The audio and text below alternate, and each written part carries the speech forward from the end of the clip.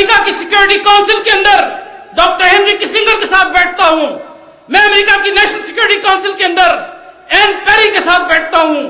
اور میں American minister of operations committee, American foreign office, American foreign relations committee, John Kerry سے لے کر ہر آدمی کو ان کی زبان بول سکتا ہوں. اور میں یہ بتا سکتا ہوں کہ look, this is absolutely rubbish, unacceptable. Muslims are not terrorists. It's a game, plan, a conspiracy of the Zionists and the Hindu lobby to damage Muslim interests. And we have 2 million Muslims sitting in the United States. We have 15% of American population as Muslims. We have our stakes in the United States as well. We would not let you do that. We would not let your conspiracy succeed. And let me tell you, اس ساری گفتگو کے بعد یہ بہت آسان ہوگا ہندوستانی agents کو یہ کہنے کے لیے کہ ڈاکٹر مجتبیٰ صاحب امریکہ کے ایجنٹ ہیں. یہ بڑا آسان سا جملہ ہوگا اور ان کو بھی جواب میں دے دیتا ہوں. میرے دوستو, میں نے 1 ڈگری نہیں لی, 2 ڈگری نہیں لی, 3 ڈگری نہیں لی, میں نے 3 ڈاکٹریٹس کی ڈگری لی ہے. امریکہ کے اندر میں 5 لاکھ $US پہ ٹیکس ادا کرتا ہوں سالانہ. امریکہ کا صدر $2.5 لاکھ ٹیکس ادا کرتا ہے. I belong to the top 1% of the American population. اگر مجھے CIA کا ایجنٹ اور امریکہ کا ایجنٹ بنانا ہے تو 10 لاکھ دے کر خریدنا ہوگا اگر میں اپنے ضمیر کا سودا کرنا چاہوں. اور $10 لاکھ مجھے سالانہ ادا کرنا ہوگا. مجھے وہ ایجنٹ نہ سمجھنا جو لندن میں بیٹھتا ہے, کل تک ٹن کی چادر کے نیچے رہتا تھا. مجھے وہ ایجنٹ نہ سمجھنا جو صرف فارمیسی کی ڈگری 3 سال کی 5 سال میں کر سکا, امتحانات میں فیل کرتا رہا. آئیے وہ تاریخ بھی آپ کو بتا دوں. میں اس کا سینئر بیچ میں نہیں, اس سے 3 سال سینئر اس کے بیچ سے رہا ہوں. میں نے فارمیسی کی ڈگری اس سے پہلے کی ہے. جب وہ یونیورسٹی میں آیا تھا تو اس نے ایکشن کمیٹی بنائی تھی اور میری اسٹوڈنٹس یونین تھی. اگر میں اپروو نہیں کرتا تو وہ جامعہ کراچی کا طالب علم نہیں ہو سکتا تھا. وہ میرا ڈائریکٹ ورکر رہا ہے. اس نے میرے نعرے لگائے ہیں, مجھے کندھے پہ اٹھا کے میرے الیکشن کے اندر پارٹیسپیٹ کیا ہے اور اسلامی جمعیت طلبہ کے ورکر کی حیثیت سے کام کیا ہے. اور یہاں پر عطا محمد تبسم صاحب اس بات کے گواہ موجود ہیں جو ہمارے دور کے ہیں. یہ اس بات کے آئینی شاہد ہے جو بات میں یہاں پہ کہہ رہا ہوں. اور ہو سکتا ہے میرے اور کلاس فیلوز یہاں پہ موجود ہوں. ہاں, یہاں پہ میرا یہ کلاس فیلو بھی موجود ہے اور یہ کلاس فیلو, 3 افراد یہاں پر فرنٹ پہ بیٹھے ہوئے ہیں میرے کلاس فیلوز جو اس بات کے چشم دید گواہ ہیں کہ الطاف حسین میرا ورکر تھا. الطاف حسین مجھے کندھے پہ اٹھا کے نعرے لگاتا تھا. Don't give me those wrong impressions. میں اپنے دور کا سب سے پرومیننٹ فگر تھا اور آج کسی سابق فیڈرل منسٹر نے جو 70s کی کیبنٹ میں رہا, اس نے کہا جی ڈاکٹر صاحب تو بڑے مشہور آدمی تھے, یہ پھر آ گئے, اب کراچی شاید بچتا ہوا نظر آ رہا ہے. میں آپ کو یہ پیغام دے دوں, کراچی نہیں پورا پاکستان بچے گا.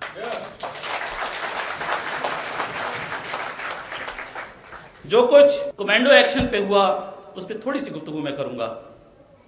1979 میں میں سعودی عرب میں تھا اور بڑی گہری نیند سو رہا تھا. فجر کے بعد مکہ مکرمہ میں تھا اور میرے ایک سبارڈینیٹ نے آ کے دستخط دی اور کہنے لگا کہ ڈاکٹر صاحب باہر نکلیے. میں نے کہا کیا ہوا؟ پتہ لگا حرم کے اوپر قبضہ ہو گیا اور خانہ کعبہ سیل کر دیا گیا. میں بڑا پریشان. یہ وہ وقت تھا جب محمد بن قحطانی نے خانہ کعبہ پہ قبضہ کیا اور بڑی گولیاں چلیں. کافی گھنٹوں تک یہ سلسلہ جاری رہا. دو چیزیں ہوئی اور بڑے غور سے سنیے گا کیا دو چیز ہوئی.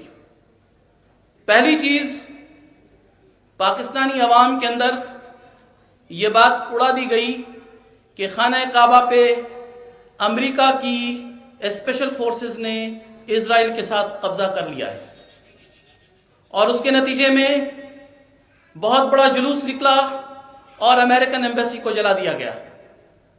یہ بات 1979 کی ہے. اور دوسری چیز، پاکستانی کمانڈوز نے خانہ کعبہ کے اندر ایکشن لیا اور پاکستانی کمانڈوز نے چند گھنٹوں کے اندر خانہ کعبہ کی ہاسٹیج سچویشن کو کامیابی سے حاصل کر لیا. یہ پاکستانی کمانڈوز کا کمال تھا. اور پاکستانی داخلی پالیسی کا کمال یہ تھا کہ امریکن ایمبیسی کو جلا دیا گیا. اب آپ مجھے یہ بتائیے آج کی تاریخ میں کہ کیا امریکہ محمد بن عبداللہ قحطانی کے ساتھ خانہ کعبہ کے اندر شریک تھا؟ نہیں تھا. یہ سازش ہوئی پاکستان کے اندر، اور یہ سازش بھی اسی سازش کا حصہ ہے جو آج ہو رہی ہے کہ امریکہ کو لیبل کرو اور امریکہ کو بدنام کرو، پاکستان امریکہ کی جنگ کراؤ، اور ہندوستان بیٹھ کر تماشا دیکھے گا اور ہندوستان کو فتوحات گھر بیٹھے مل جائیں گی. پاکستان کی تباہی ہو جائے گی. Mister Manmohan Singh, we are not that fools. ہمارے عوام کے اندر بہت سے لیڈر بیٹھے ہوئے فولز ہیں جو عوام کے جذبات سے کھیلنا چاہتے ہیں کہ پاکستان امریکہ تعلقات کے خلاف بولو گے تو ووٹ ملیں گے، پاکستان امریکہ تعلقات کے خلاف بولو گے عوام کی رائے عامہ ساتھ چلے گی. ایسا نہیں ہے. ہماری عوام کو اصل حقیقت بتاؤ کہ 1979 کے اندر جو خانہ کعبہ کے اندر آپریشن ہوا تھا, that was not done by the Americans. It was a wrong perception. The American embassy was burned on a wrong perception. And those leaders who are responsible for burning the American embassy and damaging Pakistan's interest with the United States should be held responsible for this irresponsible act. And today, when you do not have evidence that the internal security is under threat from the United States, those leaders who claim to do that for their support in the masses, they should be held responsible for such irresponsible acts. ہاں, پاکستان کی عوام کو کہاں پر اعتراض ہے؟ Drone attacks جو آپ پاکستان میں کر رہے ہیں, جس سے ہمارے معصوم بچے مارے جاتے ہیں, it's not acceptable. It's not acceptable. As a Pakistani, it's not acceptable as a member of the advisory board of the American Security Council. It's not acceptable as a senior leader of the Republican Party of the United States. And I have the guts to say that before the American public opinion. I'm not like those leaders who sit on the back and tell the American ambassador that you can go for drone attacks, and we do not care. We do care.